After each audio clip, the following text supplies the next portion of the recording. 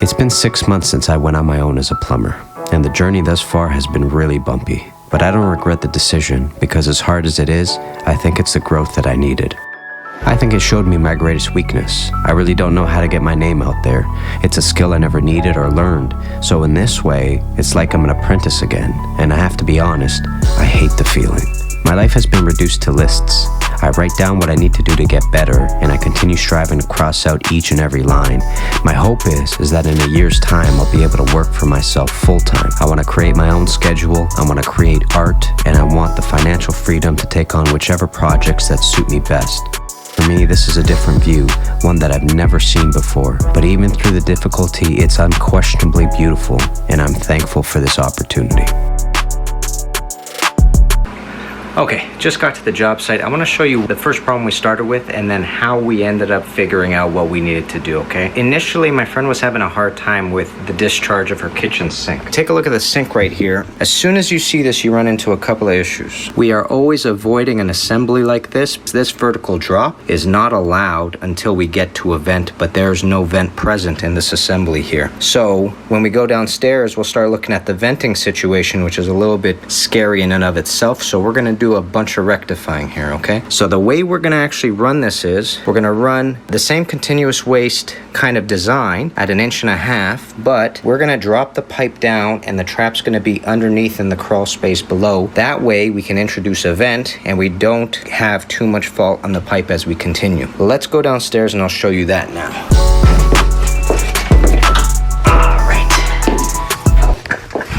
So we're in the crawl space downstairs. Normally when you come to an area that has a really high water table, like a place that is right by a lake, we are literally on the face of a lake right here. We're gonna be able to see that in a bit. Normally we have crawl spaces rather than full-on basements. Usually the water table is really high in areas like this. That's why they opt for this sort of design. So if you take a look, we literally have about 3 feet of height here, and we've got a bunch of interesting plumbing that I wanna kind of point out to you all, because there's a few things that we really are kind of worried about, okay? So the first thing that I need to show you is, this is the kitchen drain as it comes down below.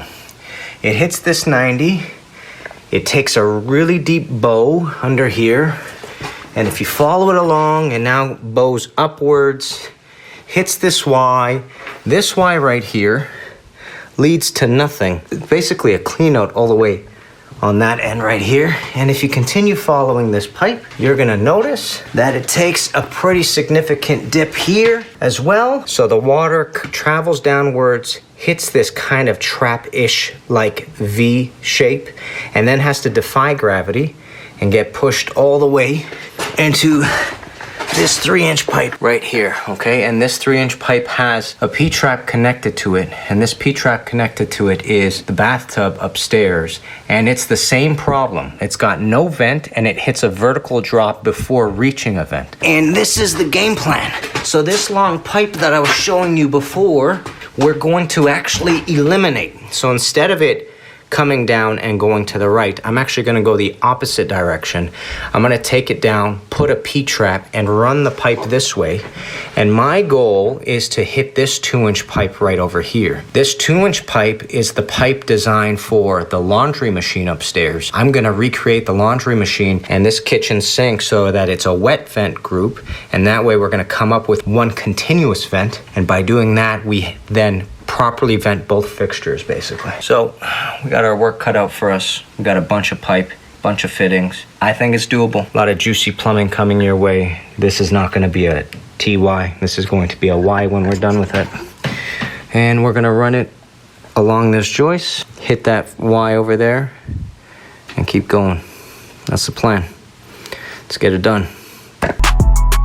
So peeps, the moment we cut into the existing kitchen drain, we see the consequences of all those ups and downs that the drain took.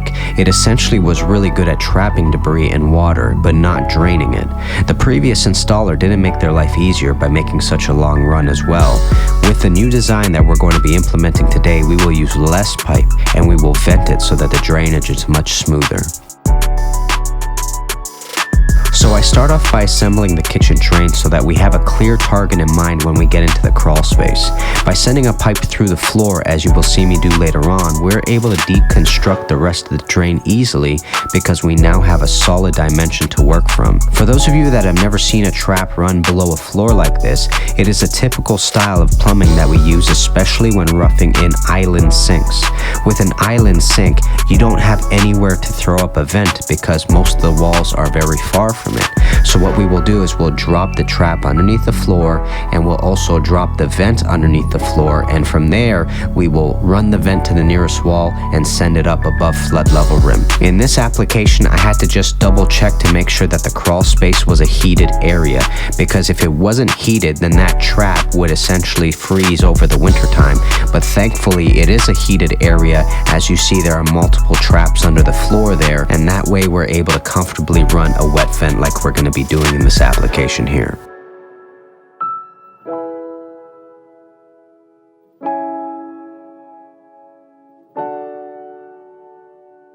Peeps, if you're interested in learning plumbing theory from me, please check out my website, molotovplumbingacademy.com. There you'll find my plumbing math course, and I'm currently in the works of making a beginner's plumbing course as well. Links are in the description. Thanks for the support, and enjoy the rest of the vlog.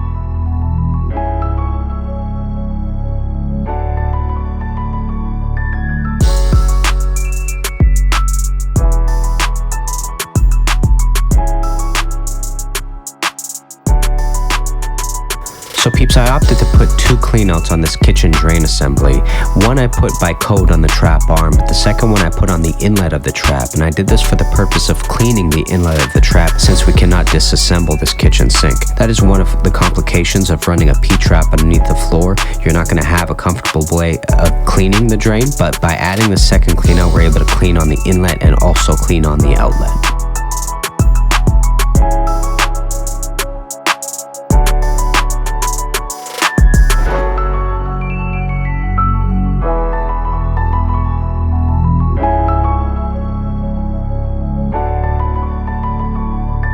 Alright, just want to show you a little bit of progress. We have basket strainer number 1, basket strainer number 2.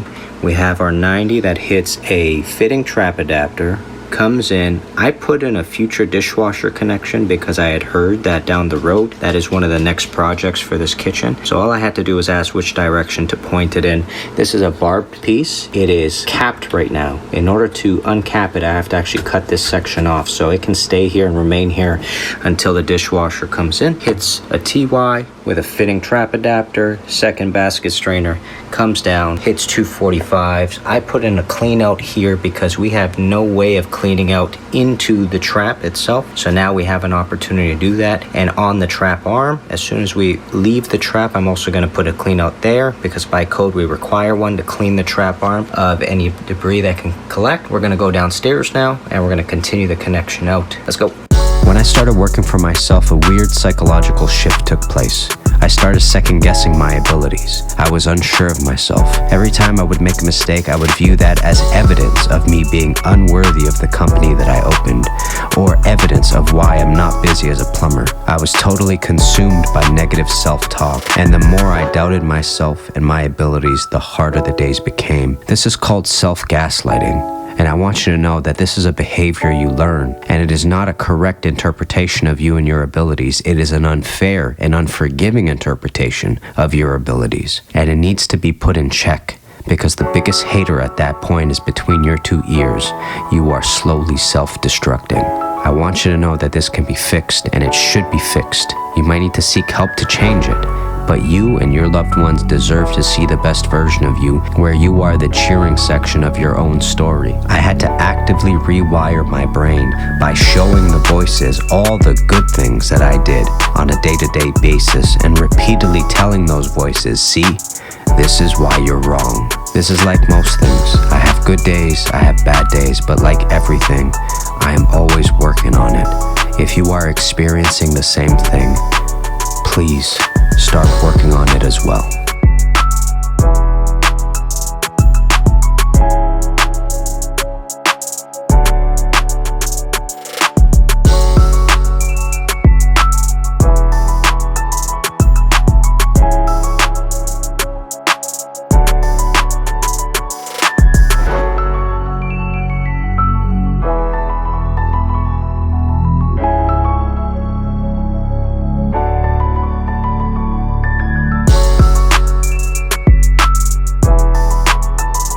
All right, I just wanted to stop right now to talk to you about a conceptual problem I've tried to describe, but here's a perfect example of it. Here's a problem where we don't have any spread on a pipe. So let me show you, okay? Everything is dry fit right here. I have one end of the 3-inch onto this 3-inch pipe. It's in this fitting, not glued.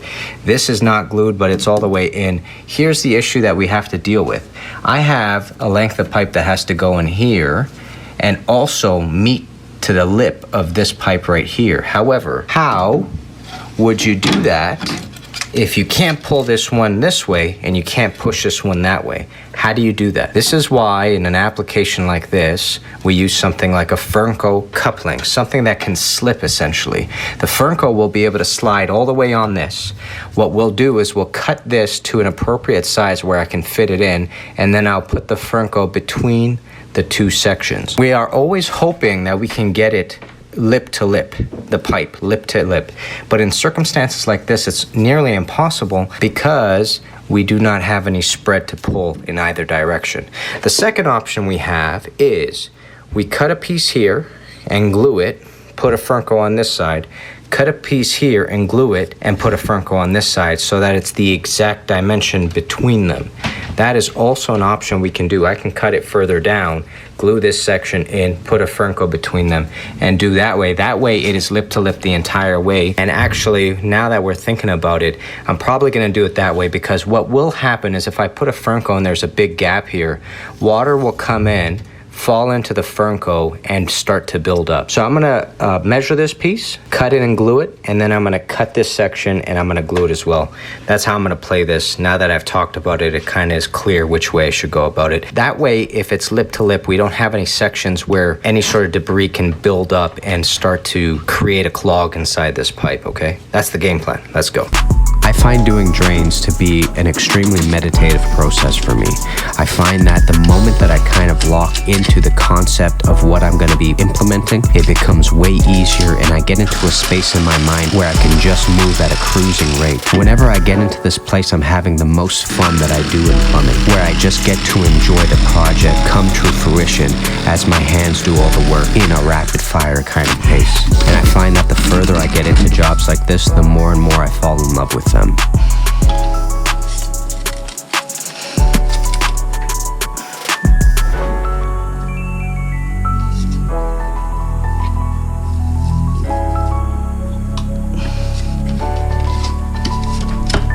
All right, so to finish the concept off, take a look at the piece that I got. This is going to be the Y that I'm connecting.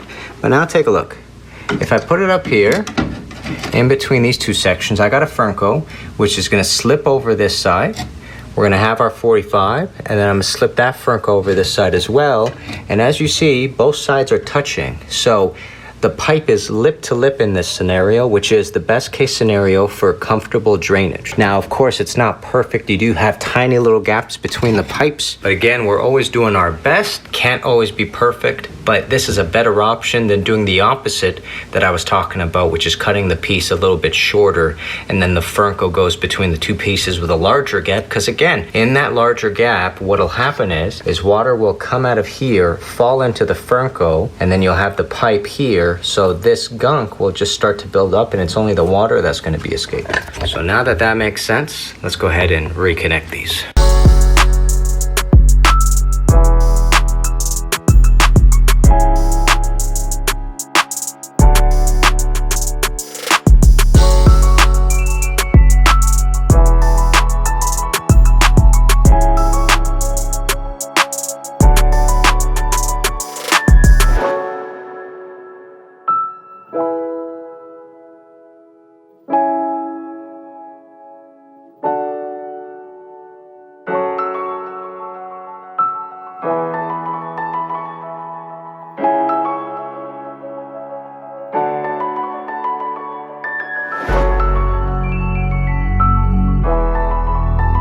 All right, success. I want to show you where we're at, okay? Fernco on one end, Fernco on the second, and now we know that these guys are touching lip to lip. We ran our 2-inch. This is the start of our 2-inch wet vent. I'm using this clean out right here because I'm gonna actually pressurize everything and leave it for at least an hour so that we know if the drain is dripping or not. Make sure that its sound comes in,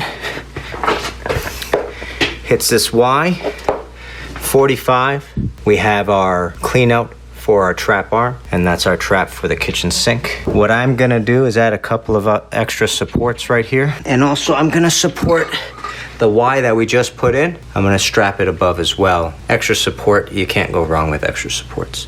And then our game plan is to run this portion right here this way. We're gonna move up and connect to this pipe right here. But actually what we're gonna do is we're gonna cut out this trap altogether. We're gonna put the trap above so that we can put an air admittance valve up there. That's the game plan thus far. Well on our way, let's go.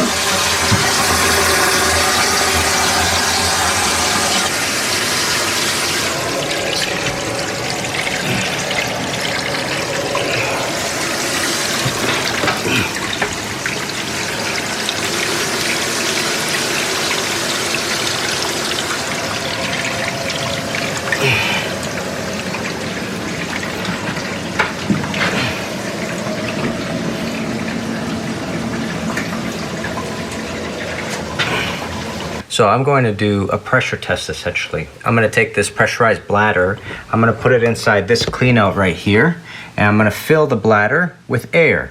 When I fill it with air, it should block off this area, and then we'll fill everything from this way forward with water, and we'll leave it so that kitchen sinks upstairs are sound, and we know that they're sound, and we're gonna leave it for some time to see if we have any leaks over time. That is one of the required ways of testing when you go into an inspection phase, and I've recently implemented it into my repertoire. I prefer it because I like walking away knowing that the work is sound rather than people figuring it out later, you know what I'm saying? So I'm gonna go ahead and do that, and then we'll fill up the system. Let's go.